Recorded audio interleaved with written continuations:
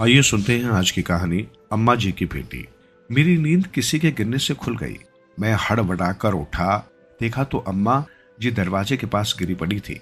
मैंने उठाया, बिस्तर पर लिटाया और बड़े मझले तथा छोटे मालिक को जगाया, लेकिन कोई भी इतनी ठंड में उठने को तैयार नहीं हुआ था। छोटी बहू उठी जरूर, परंतु तनिक क्रोध भरे स्वर में प्रश्न किया, क्यों रे, क्यों चिल्ला रहा है? अम्मा जी गिर गई है, मैंने कहा। कहाँ पर? बाथरूम के दरवाजे के पास। तो क्या हो गया? उनकी तबीयत खराब है, आप देख लेती, मैंने घबराकर स्वर में कहा। कोई डॉक्टर है? तू ऐसा कर, उन्हें बिस्तर पर लेटा दे, सुबह डॉक्टर को बुला लेंगे, छोटी बहू ने क्रोध में ही कहा। मैंने बिस्तर पर अम्मा को लेटा दिया। परंतु आप चलकर तो देख लें, आप लोगों को पुकार रही है, मैंने घबराए सुर में पुनः याचना की। तू चल, मैं आ रही हूँ, कहकर छोटी मालकिन ने कमरे का दरवाजा बंद किया और फिर वो नहीं आई।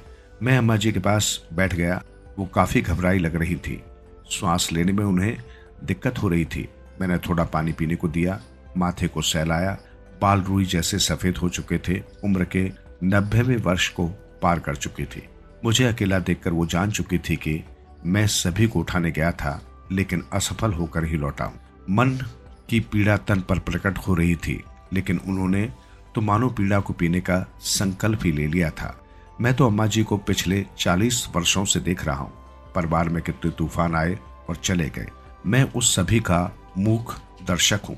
अम्मा जी के पास मुझे मेरे गांव से हरी काका कब लाकर छोड़ गए, मुझे कुछ याद नहीं।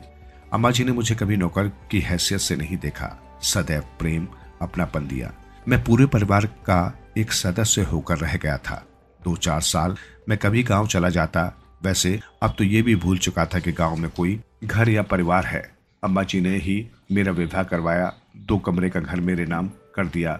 मैं, पत्नी और बेटा, यही हमारा परिवार था। पिछले 7-8 दिनों से अम्मा जी का स्वास्थ्य खराब होने के कारण मैं ही उनकी सेवा में था। ठंड की रातें चल रही थी और पूरे कमरे में अम्मा जी की कराह धीमे धीमे गूंज रही थी। रात के 2 बज चुके थे।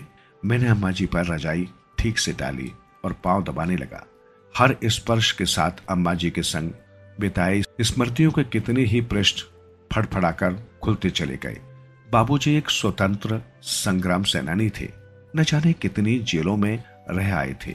उनकी आंखों में बस एक सपना था, आदर्श भारत का। वो पूरी तरह टूट गया था। राजनीति से वो दूर ही रहे। परिणाम स्वरूप सब उनकी इज्जत करते थे, किंतु भ्रष्टाचार के अभाव में वो एकाएक अमीर व्यक्ति नहीं बन पाए थे, बल्कि उन्होंने मेहनत से खादी भंडार की दुकान खोली और धीरे धीरे अपने व्यवसाय को बढ़ाया। और देखते देखते 20 वर्षों में वो अमीर लोगों की श्रेणी में आ खड़े हुए थे। इस बीच परिवार के 3 बेटों का एक एक करके विवाह हो गया। तीनों बेटों ने व्यवसाय को बढ़ाने में कोई कसर नहीं छोड़ी। बाबूजी तो देवता थे, दोनों हाथों से दान देना जानते थे। तीनों बेटों बहुओं को ये पसंद नहीं था और विवाद का कारण भी यही बना। एक दिन बाबूजी को हार्ट अटैक हुआ।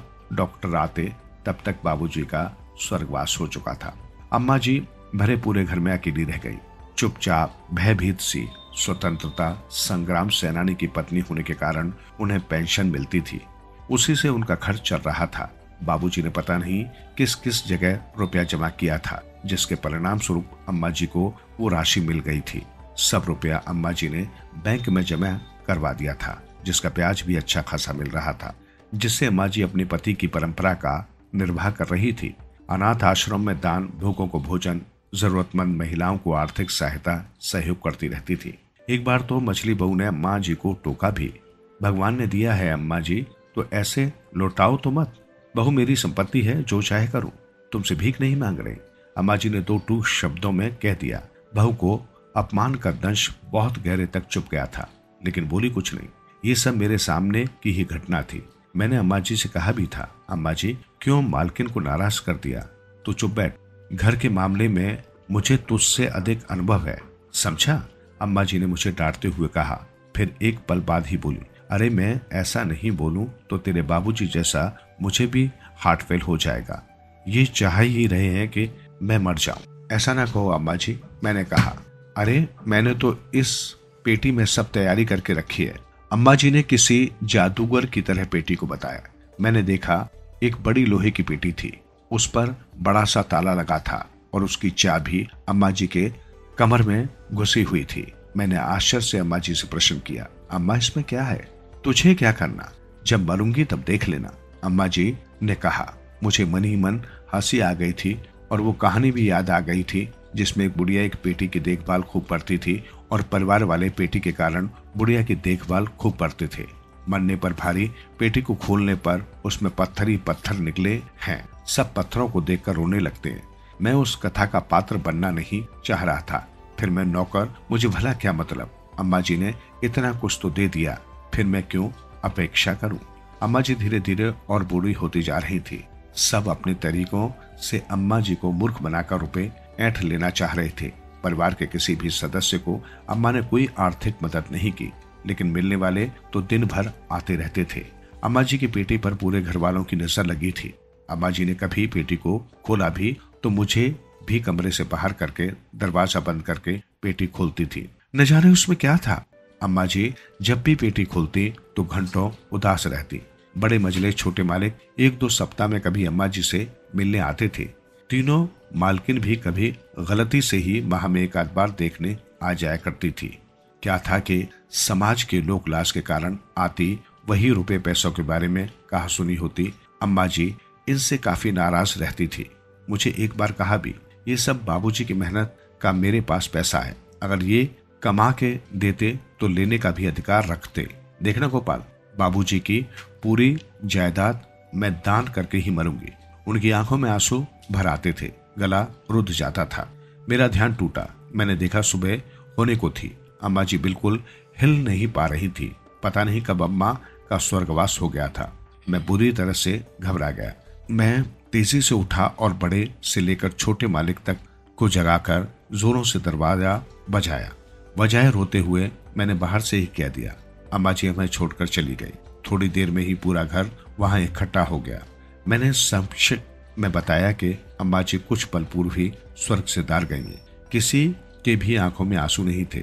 सभी की दृष्टि अम्मा की कमर में टंगी चाबी पर थी। बड़ी बहू ने चाबी निकाली और दोनों देवरानियों के साथ लोहे की बड़ी सी पेटी की ओर बढ़ी। तीनों मालिक भी बड़ी पेटी की ओर देख रहे थे। एक के भी आंखों में आंसू नहीं थे।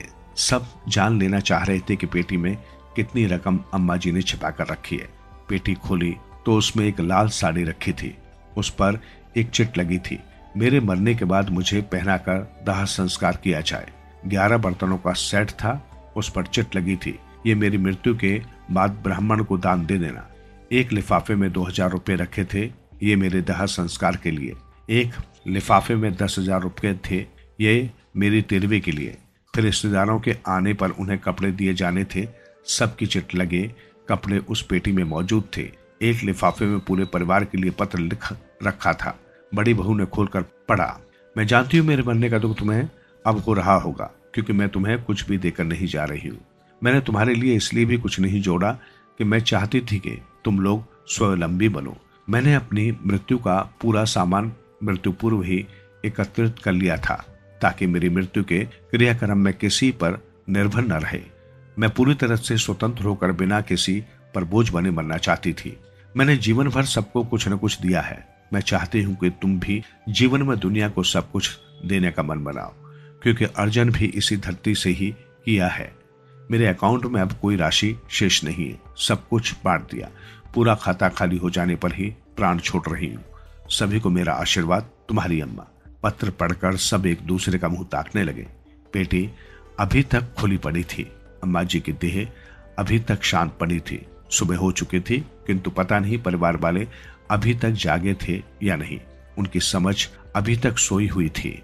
मैं अम्मा जी के पांव पकड़कर जोरों से रो पड़ा। मुझे रोता देखकर पूरा परिवार भी आंसू बहाने लगा।